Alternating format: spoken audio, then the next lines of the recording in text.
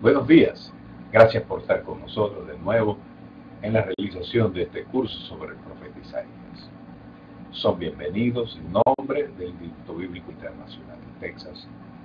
Y saben, como se lo he dicho anteriormente, cualquier duda pueden comunicarse conmigo al correo electrónico aliede7@gmail.com.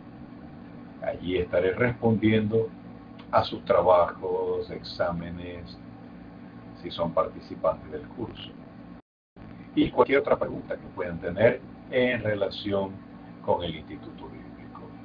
De nuevo, gracias por estar con nosotros.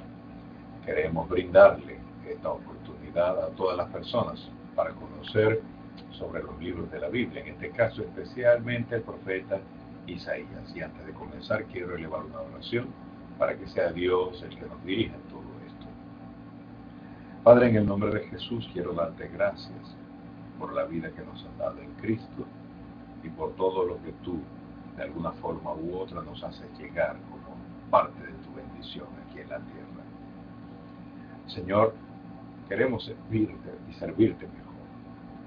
Bendice, Señor, esta filmación, esta transmisión, y que todas las personas que las puedan oír y ver sean grandemente bendecidos.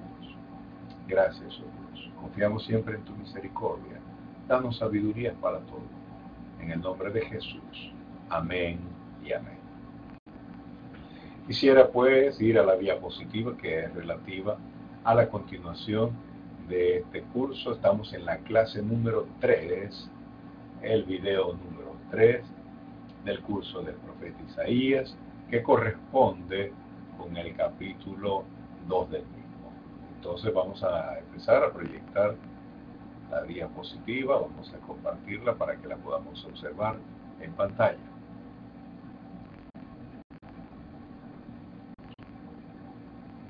Vamos a esperar que nos aparezca.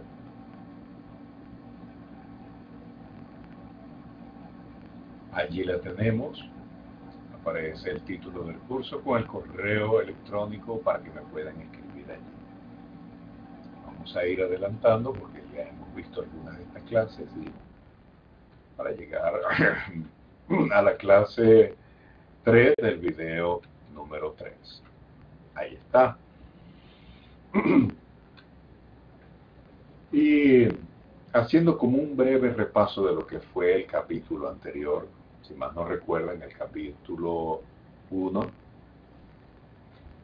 había como una especie de demanda de Dios, y en esta demanda que Dios le está haciendo a los hijos de Israel sobre su fe, sobre su conducta, sobre lo que Él esperaba de ellos, pues había ciertos reproches que Dios estaba haciendo, había anuncios de juicios futuros, había también una especie de reclamo con respecto a la adoración, y también se mencionan pues los elementos finales que corresponden con la ley de Moisés. Si hacen esto, serán bendecidos, y si no lo hacen, pues la maldición vendrá sobre ustedes en forma de tragedias nacionales. Eso es una paráfrasis muy breve de lo que fue el capítulo 1. Sin embargo, en nuestro capítulo 2, comenzamos de nuevo con el profeta Isaías anunciando otra vez a Jerusalén y a Judá. Yo les había dicho que esta frase se va a repetir por lo menos en los primeros 12 capítulos, y quizás es parte de un conjunto de oráculos que tienen obviamente su contextualización histórica y que pertenecen a varias etapas del ministerio de Isaías, y tienen como fin pues señalar el propósito de los juicios, la llegada futura del reino y la restauración del resto pequeño que Yahvé había prometido que quedaría para levantar, para forjar de nuevo una nación devota. Y vamos a leer en nuestra versión de Reina Valera el profeta Isaías, y en pantalla, usando el software de Isor, vamos a estar viendo la versión de Nácar Colunga, y quizás también comparando con la versión de la Biblia textual. En nuestro caso vamos a leer Reina Valera, versión conocida por todos, capítulo 2, verso del 1 en adelante. Dice así: lo que vio Isaías, hijo de Amós, acerca de Judá y de Jerusalén. Acontecerá en los postreros de los tiempos, que será confirmado el monte de la casa de Jehová como cabeza de los montes, y será exaltado sobre los collados, y correrán a él todas las naciones. Y vendrán muchos pueblos y dirán: venid, subamos al monte de Jehová, a la casa del Dios de Jacob, y nos enseñará sus caminos, y caminaremos por sus sendas, porque de Sión saldrá la ley, y de Jerusalén la palabra de Jehová. Y así podemos ir continuando, esbozando pues lo que son la parte profética del libro, pero vamos a detenernos un momento allí para hacer algunos comentarios al respecto. Pues si seguimos en nuestro análisis sobre el profeta Isaías, y como les dije anteriormente, pues estamos aquí en la clase número 3 del video 3, y allá hemos leído los versos del 1 al 4. Fíjense que este capítulo comienza con una visión futura de la casa de Yahvé. Las naciones serán beneficiadas y bendecidas por la ley que será dada desde allí.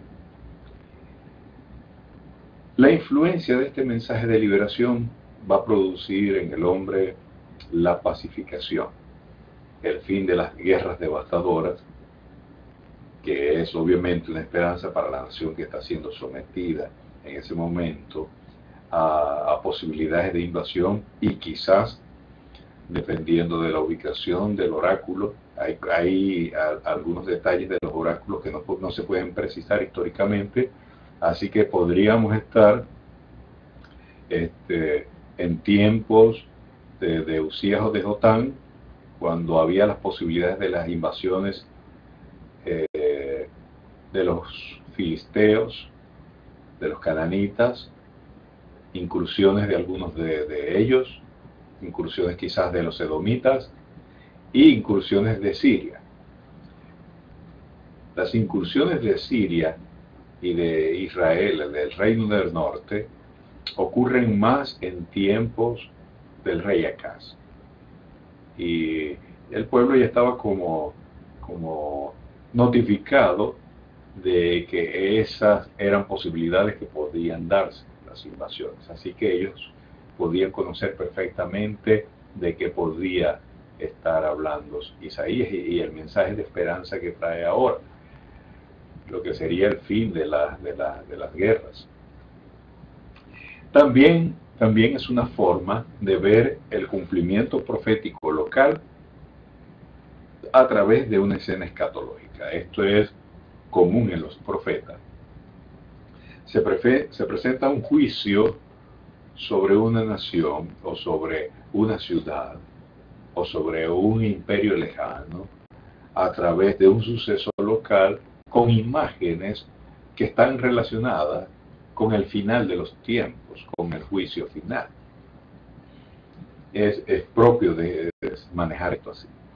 Sin embargo, continuando con el análisis pues exegético, podríamos también participar pues de alguna información interesante con respecto a los primeros 4 versos. Y ustedes podrán notar pues que El profeta, en contraste con el capítulo anterior, nos presenta otro horizonte. Este horizonte se presenta pues con esperanzas, es luminoso, tiene carácter mesiánico, desborda totalmente el contexto anterior e incluso el siguiente.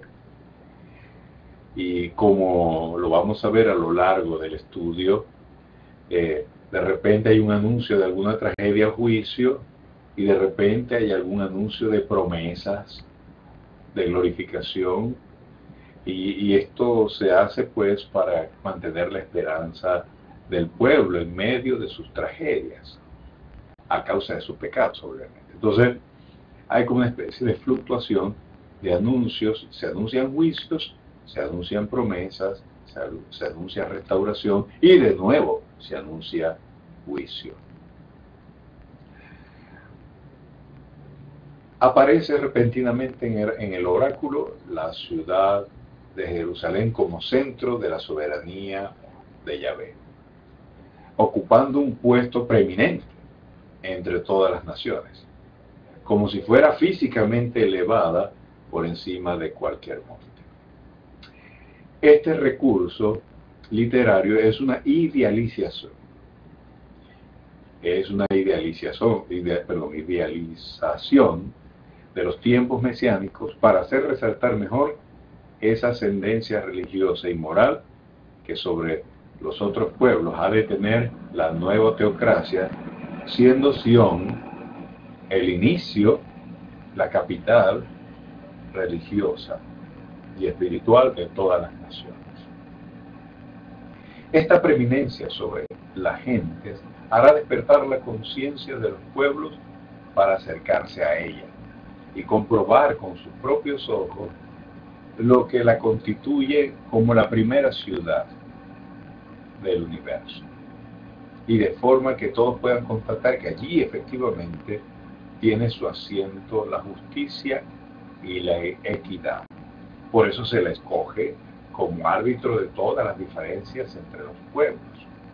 De modo que estarán más inclinados a ser pacificadores que a ser guerreros. De hecho, los instrumentos de guerra que ellos conocen, que para nosotros obviamente serían instrumentos primitivos, los instrumentos de guerra que ellos conocen se convertirán en medios de trabajo para la labranza y la recolección de las cosechas. Pues actividad muy común y corriente en aquella época en relación con lo que era la economía alimentaria. El profeta se proyecta a lo postrero de los tiempos. Esta frase, a lo postrero de los tiempos, se utiliza en los profetas comúnmente para anunciar juicios o para crear una expectativa de restauración, una expectativa mesiánica. Y ve el monte de la casa de Yahvé, es decir, el monte sobre el cual se asienta el templo de Jerusalén, que parece exaltado sobre los otros montes. Es un modo metafórico de decir que Jerusalén va a destacar por su importancia religiosa y política sobre otros pueblos y ciudades del mundo. De modo que la gente confluirán a ella para ir en busca de instrucción. El profeta ya nos está haciendo como una especie de abreboca de lo que va a ser el universalismo religioso en toda su amplitud. O sea, Dios llamando a las naciones, a la gente, a participar de este nuevo proceso teocrático. Es universal no porque se acepta toda forma de culto, es universal en el sentido religioso, teocrático, porque las personas van a acercarse para conocer a Dios desde el punto de vista de Él. Todos quieren ser instruidos en estos caminos, en los caminos de Dios, a través de los principios que Dios va a generar allí comenzando desde Jerusalén. Entonces tenemos una perspectiva, un brillo nuevo, un brillo mesiánico, que va a comenzar obviamente en la ciudad santa y su repercusión va a ser hasta lo último de la tierra. Históricamente, esta profecía en sus líneas esenciales, para los que somos creyentes en Jesús de Nazaret, se cumplen en la iglesia, el Israel de Dios, heredero de las promesas del Israel histórico. Naturalmente, la descripción de Isaías está envuelta en un ropaje poético en cuanto a las circunstancias accidentales.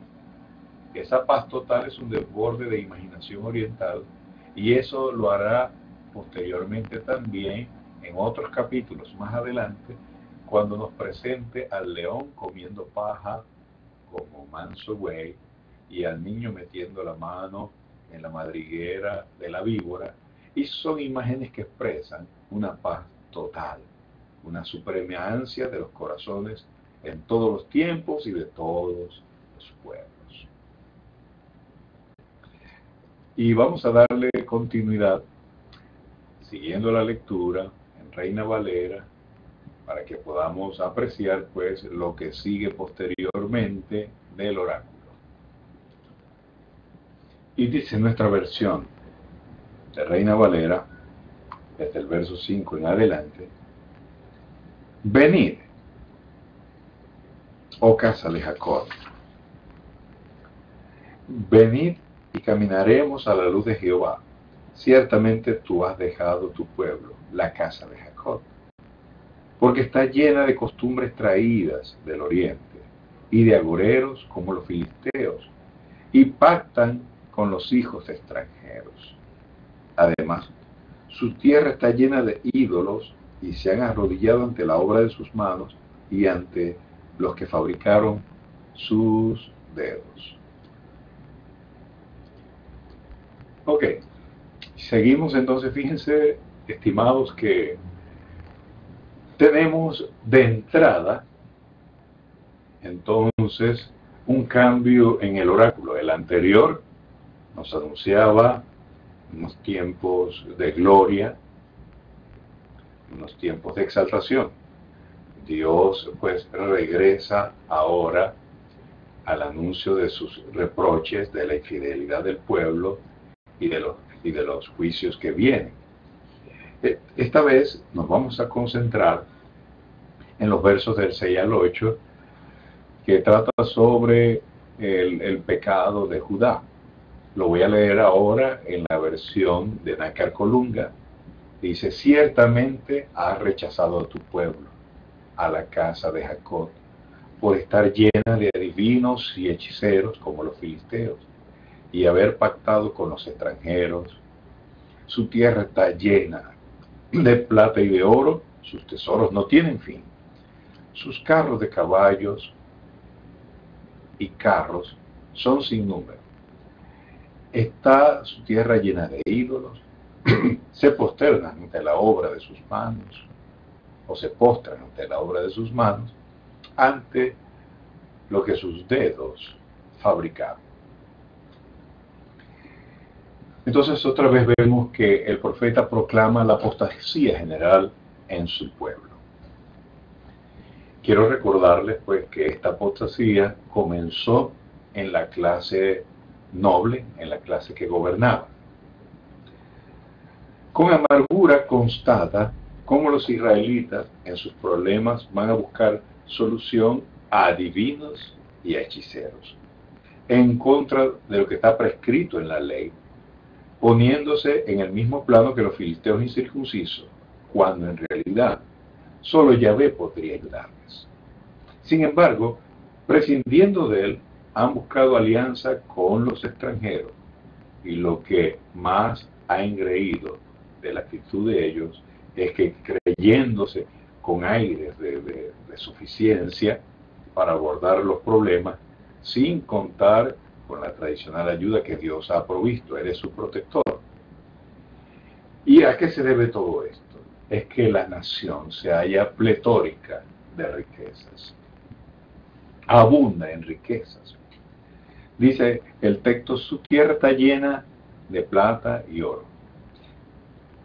Históricamente, en los días de Usías y de Jotán, y debido al amplio desarrollo comercial, como consecuencia de haber conquistado el puerto de Elad, el actual Acaba, en el Mar Rojo, la nación había entrado en un periodo de prosperidad y opulencia.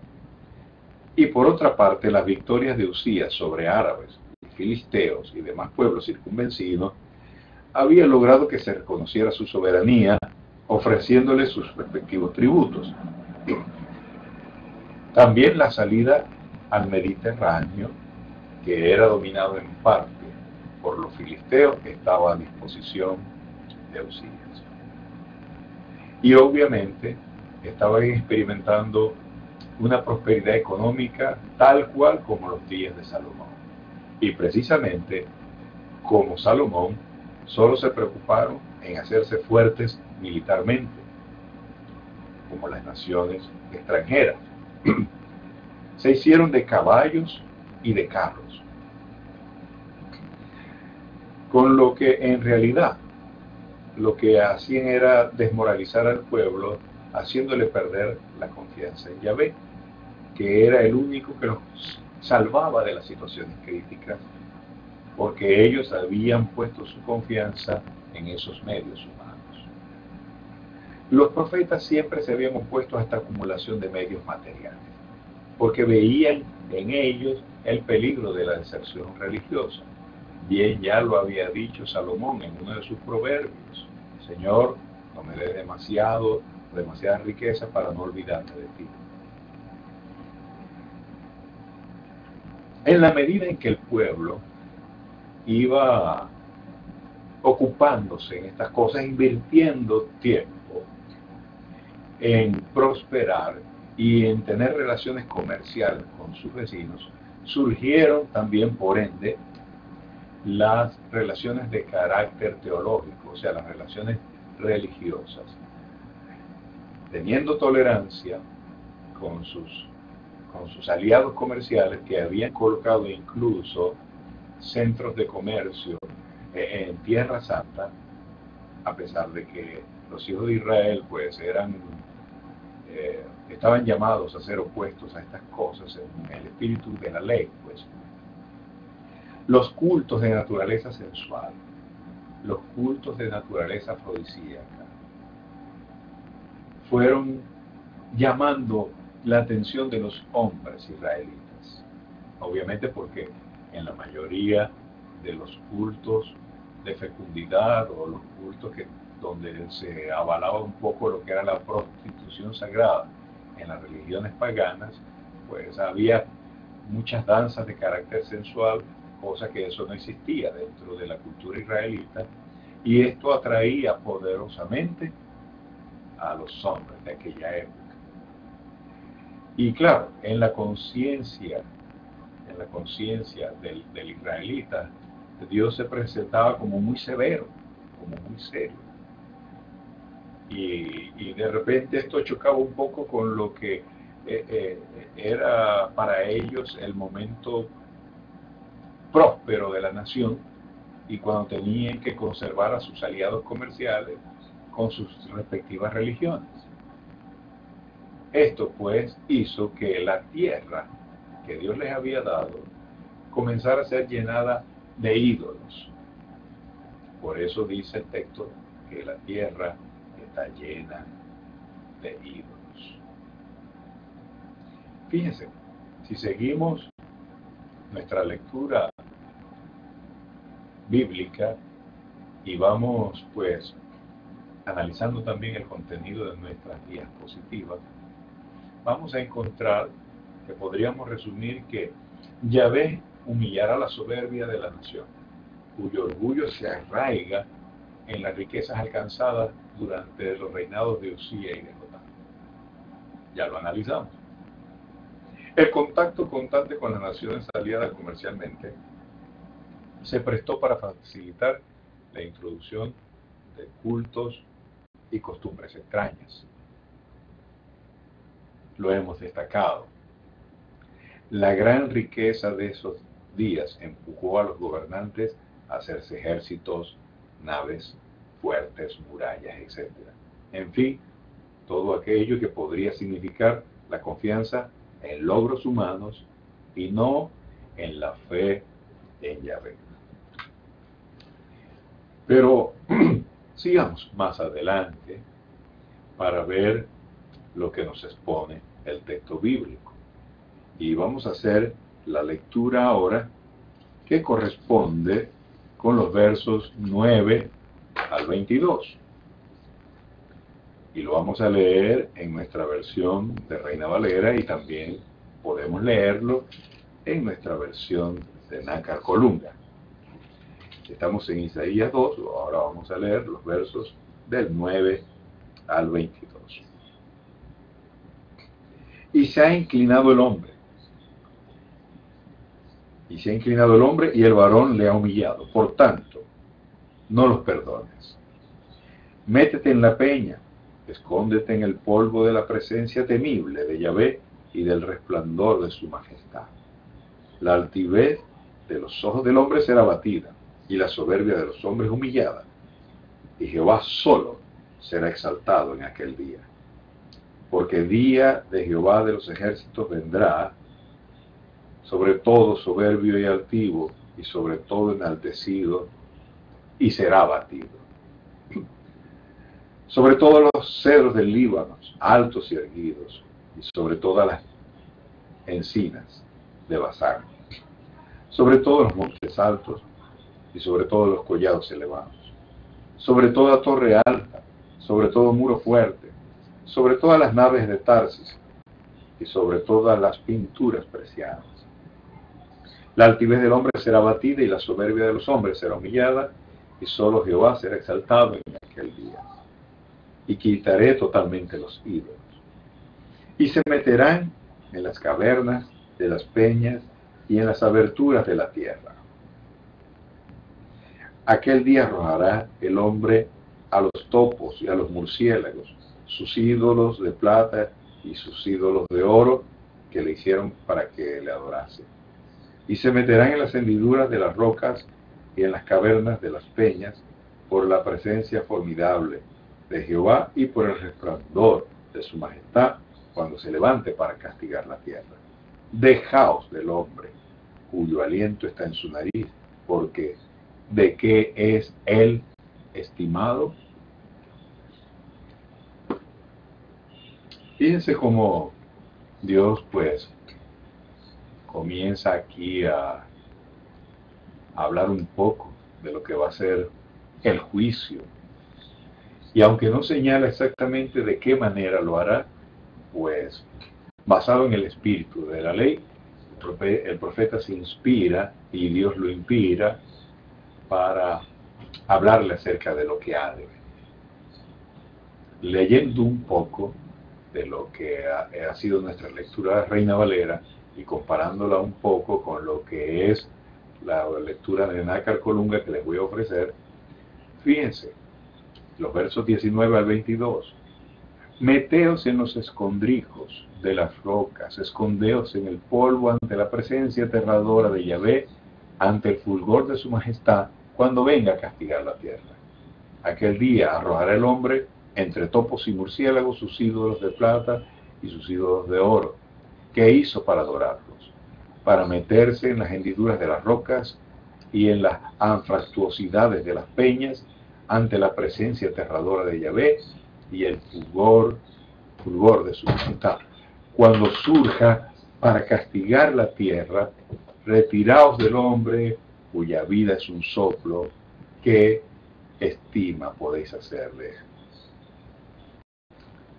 Fíjense que después de la defección general del pueblo a causa de su opulencia material, Dios va a intervenir con un castigo que los haga entrar en razón.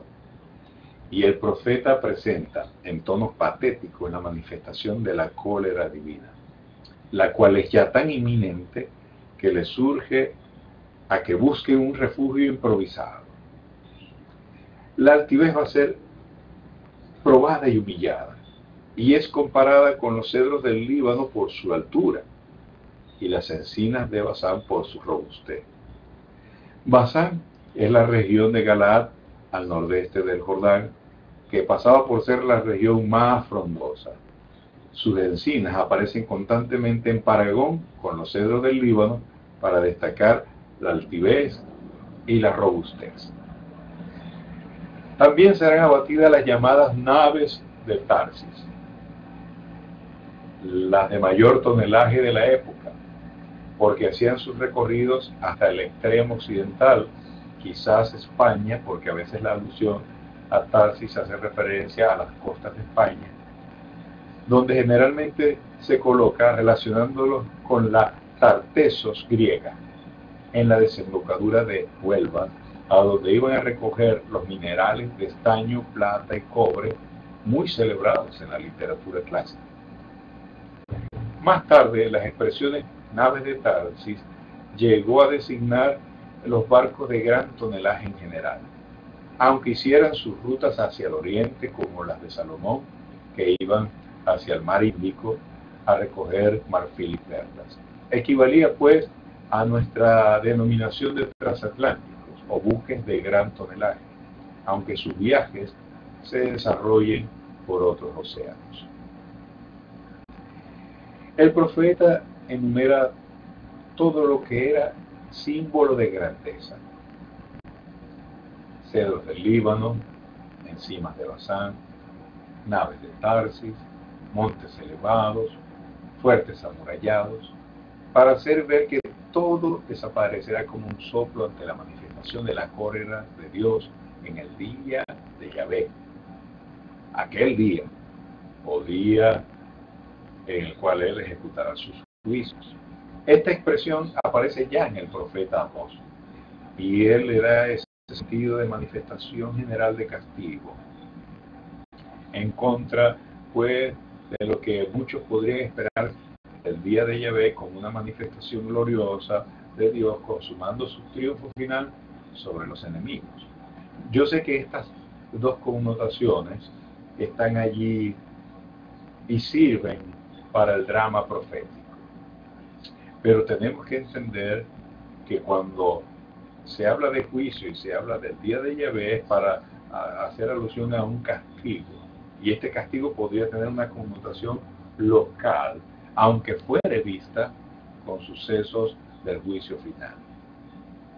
E igualmente, cuando se va a hablar de la restauración de alguna región, o de Jerusalén, o del reino de Judá, y es vista de repente como un suceso local, es porque ese suceso podría estar proyectado más adelante o en la consumación de los tiempos.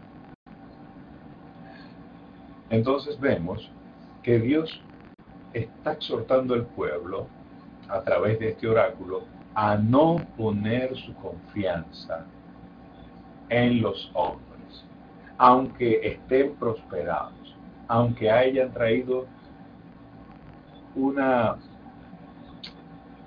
gran economía a la nación. Dios dice que el hombre simplemente es polvo de la tierra, cuya vida es un soplo, y por lo tanto es despreciable y sin valor.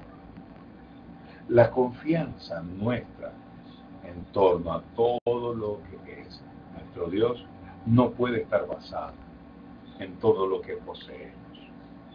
Bien lo dijo el Señor Jesús: la vida del hombre no consiste en la abundancia de los bienes que posee. Ni mi confianza puede estar apegada al hombre que las posee tampoco. Sencillamente, nuestra confianza tiene que girar en torno a Dios, para que nada pueda sustituirlo a Él, para que nada lo pueda arrebatar de nuestras prioridades. Él es el primero en la lista de nuestras prioridades.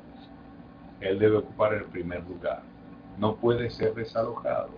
Cuando Él es desalojado, de allí la desolación, la devastación ha comenzado en nuestro corazón, y pronto podría manifestarse en nuestro mundo físico.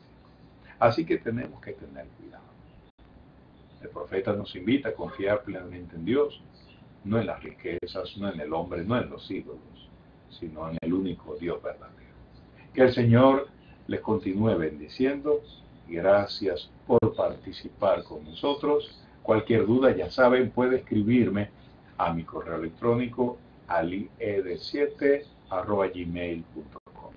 Por su participación, muchas gracias.